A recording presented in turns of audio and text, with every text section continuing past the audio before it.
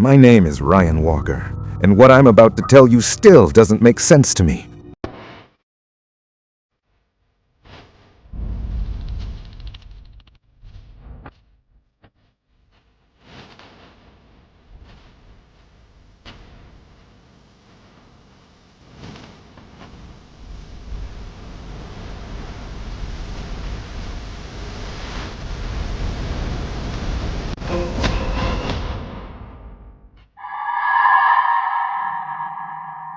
About 3 months ago, I nearly died.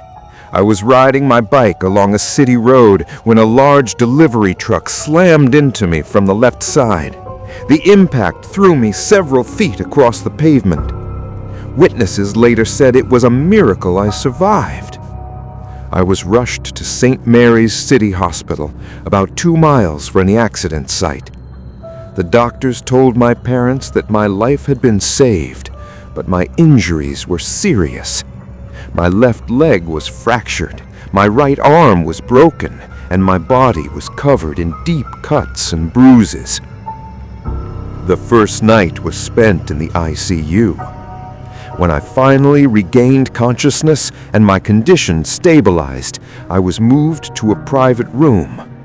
Hospital rules allowed only one family member to stay overnight. During the day, both my parents visited, but every night my father had to go home, which meant that after midnight, I was completely alone. At least, I thought I was. 2 nights after being moved to the private room, I woke up around 2 a.m. The door to my room was opening. Someone walked in. I slowly turned my head and saw a nurse standing near my side table. At first, I felt relieved. Then I saw her face. Her skin looked pale and stretched. Her smile was crooked, and the way she stared at the objects on my table felt wrong. She touched everything slowly. My phone, my wallet, my water bottle, like she had never seen objects like these before. Then her eyes met mine. "Oh," she said, smiling wider. "I'm Nurse Rosie. Nice to finally meet you." Something about her voice made my chest tighten. I asked her why she was in my room so late. She laughed softly. "I come every night to take care of you. You just don't remember me because you're usually asleep." Before I could say anything else, she pulled a tube of cream from her pocket and started applying it to my wounds.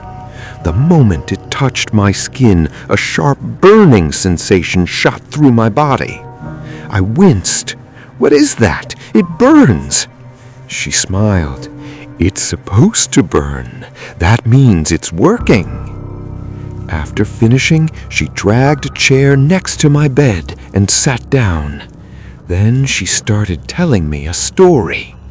I told her I didn't want to hear it. I asked her to leave. She ignored me. The story was disturbing.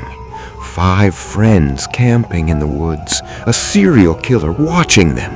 One by one, he killed them, removed their eyes, and hung their bodies from trees. The way she described every detail made my stomach churn. When the story ended, she stood up silently and walked out. During the day, everything felt normal. A friendly nurse named Emily Carter took care of me. She was kind, calm, and professional. But every night, Rosie returned. One night, she brought a tray of fruit. Even after I refused, she forced me to eat it. The fruit tasted rotten. Some pieces were clearly spoiled. Another night, she told me about a patient who had died on the same bed I was lying on. "Food poisoning," she laughed. "He ate bad food, just like you." I begged her to stop. She never did. This continued for over a week, until the night before my discharge. That night, I didn't hear the door open. I didn't hear footsteps. I woke up because I felt something warm on my injured leg, something wet. When I opened my eyes, I froze. Rosie was kneeling beside my bed. She was licking my wound. I screamed and kicked her away. She stumbled back, her face twisting with rage. "Now you'll see what I do to you," she screamed. She stormed out. Less than 2 minutes later, she came back, holding a long kitchen knife. I screamed at the top of my lungs.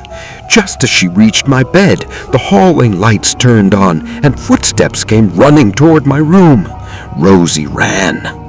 A hospital worker named Mark Lewis arrived moments later. When I told him everything, he looked confused. "Nurse Rosie," he said, "she's a sweet, quiet woman. She wouldn't do something like that."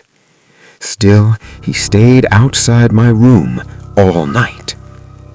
The next morning, my parents arrived to take me home.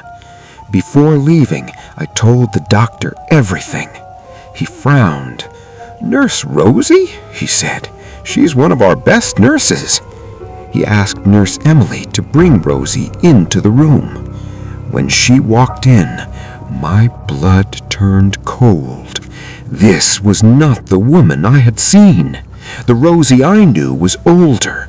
Her face was deformed. Her smile was terrifying. The doctor looked me carefully. "Ryan," she said, "there is no other nurse named Rosie here." As my father went to get the car, I looked out the window. That's when I noticed the building next to the hospital, a psychiatric facility. I asked my mom about it. She looked surprised. It's been there for decades. Then I saw her, a woman sitting on the boundary wall, waving at me. It was Rosie. Later, I learned the truth. Nurse Rosie had died years ago. She was never a nurse.